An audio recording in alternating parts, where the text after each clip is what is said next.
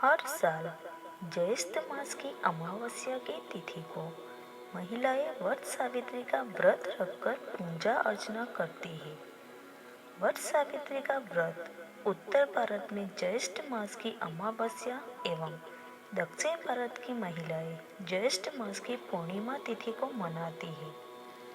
पौराणिक कथा के अनुसार इस दिन देवी सावित्री ने यमराज से अपने मरे हुए पति के प्राण पुनः वापस मांगकर उन्हें जीवित कर लिया था।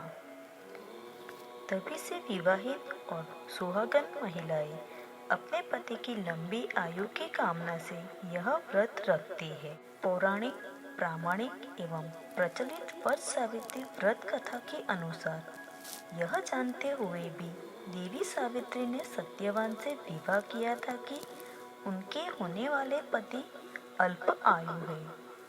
फिर भी सावित्री ने यह कहते हुए सत्यवान से विवाह किया था कि मैं एक भारतीय हिंदू नारी हूँ, पति को एक ही बार चुनती हूँ और विवाह कर लिया।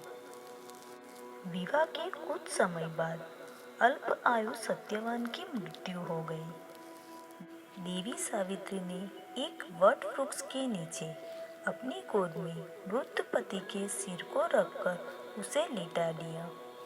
थोड़ी देर बाद ही सावित्री ने देखा कि अनेक यमदूतों के साथ यमराज भी वहां आ पहुंचे। वृद्ध सत्यवान की आत्मा को यमराज अपने साथ दक्षिण दिशा की ओर लेकर जाने लगे। यह देखकर सावित्री भी यमराज के पीछे पीछे चल पड़ी। सावित्री को अपने पीछे आता देख यमराज ने कहा कि हे पतिव्रता नारी सावित्री, तुम्हारा और तुम्हारे पति का साथ केवल पृथ्वी तक ही था, इसलिए अब तुम वापस लौट जाओ।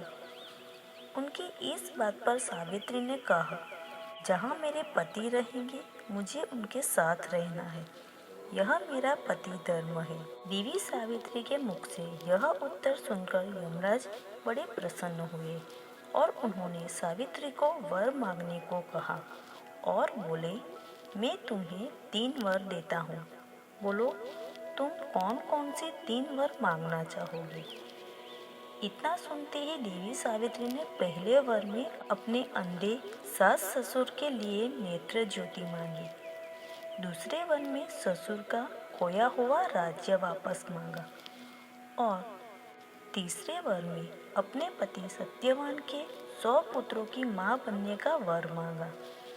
देवी सावित्री के यह तीनों वरदान सुनने के बाद यमराज ने उन्हें आशीर्वाद दिया और कहा, तथास्तु, ऐसा ही होगा। सावित्री पुनः उसी वट वृक्ष के पास लौट आई जहाँ सत्यवान मृत पड़ा था। सत्यवान के मृत शरीर में फिर से संचार हुआ। इस प्रकार सावित्री ने अपने पतिव्रता व्रत के प्रभाव से न केवल अपने पति को पुनः जीवित करवाया, बल्कि सास ससुर के नेत्र ज्योति प्रदान करते हुए उनके ससुर को खोया हुआ राज्य फिर दिलवाया। तभी से वट सावित्री अमावस्या और वट सावित्री पूर्णिमा के दिन वट वृक्ष का पूजन अर्चन करने का विधान है।